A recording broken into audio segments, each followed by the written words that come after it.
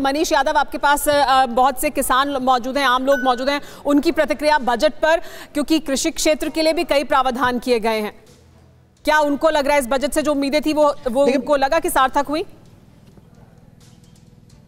देखिए, बिल्कुल किसान को चाहिए सिर्फ इतना कि लागत कम हो, मुनाफा ज्यादा हो। रामशरण वर्मा जी, आप तो उन्नत किसान हैं, इस बजट से जो उम्मीद थी वो पूरी हुई क्या? आपको खेती करने में आसानी होगी? जो कल्याण की बात कही जा रही थी वो एजेंडा पूरा हुआ क्या? नहीं, कुछ पूरा होगा, कुछ नहीं पूरा हुआ है। जैसे इन्होंने कहा है कि जैसे टमाटर है, आलू है, प्याज है, पहले इन किसानों को सुविधा दी जाती थी इनके कोल्ड चेन के लिए, बाहर भेजने के लिए, इनकी तरक्की के लिए। अब इसमें अभी तो इसमें पता उनका नहीं है कौन कौन सी फसलें इन्होंने शामिल किया है। यदि 22 फसलें शामिल की है जो ज़्यादा कच्ची और ज़्यादा खतरनाक या ज़्यादा दिन में ख़राब हो, तो इसमें भी एक थोड़ा फ़ायदा होने वाला है किसान को।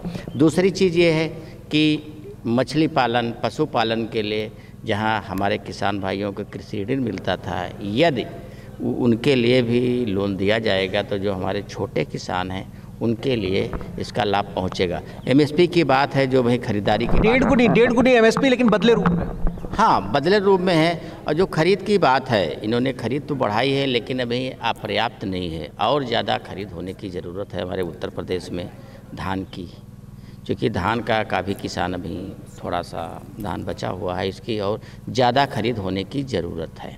आप बताइए कितना उम्मीदों पे खरा उतरा है किसानों? मनीष, ये भी पूछिए कि फर्टिलाइजर सब्सिडी को भी थोड़ा कम किया है, तो एक हाथ से दिया है तो दूसरे हाथ से क्या लग रहा है कि थोड़ा वापस भी ले लिया है, उस पर क्या प्रतिक्रिया है? देखिए, फर्टिलाइजर की बहुत ज़रूरत होती है, लेकिन उस पर जो सब्सिडी दी जा रही थी उसमें कमी की गई है। तो एक हाथ खोला है तो दूसरी मुट्ठी बंद भी की है, क्या ऐसा लग रहा है आपको?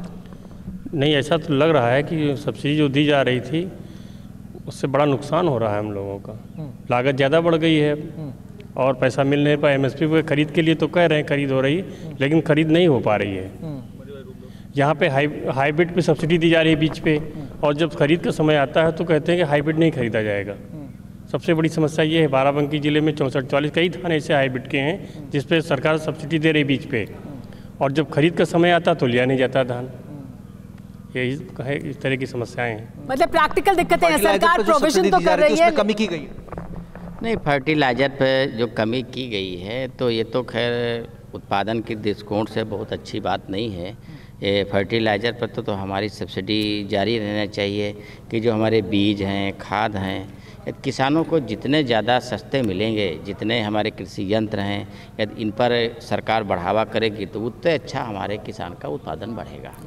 तो ये देने की जरूरत है कि फर्टिलाइजर। जी मनीष, वापस आपके पास आएंगे। परवाह देश की, सोमवार से शुक्रवार रात 10 बजे TV9 भारतवर्ष पर।